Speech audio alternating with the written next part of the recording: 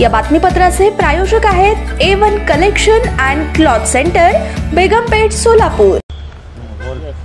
भाजपचे आमदार नितेश राणे काल माळशिरसमध्ये आलेले होते, त्यांनी प्रक्षोभकाची विधानं केलेली आहेत। आपण कसं उत्तर द्यायला?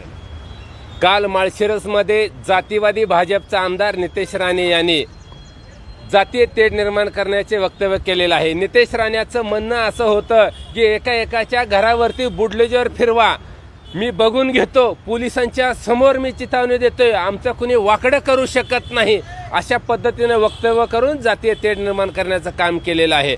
या नितेश राणेला मला सांगायचं आहे, अरे तू महाराष्ट्राच्या पोलीस यंत्रणेला खेळणं समजू नको।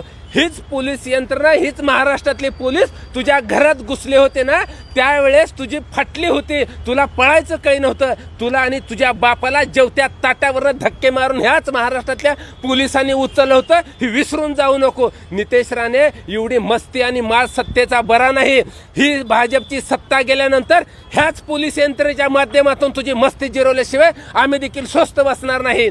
आणि या गृहमंत्री साहेबांना, फडणवीस साहेबांना माझी मागणी आहे, फडणवीस साहेब आपल्याकडे, की असे जातीय तेढ निर्माण करणारा नितेश राणेवरती तात्काळ गुन्हे दाखल करा, याची आमदारकी रद्द करा। अहो गृहमंत्री साहेब, नेमका गृहमंत्री खातं तुमच्याकडे आहे का?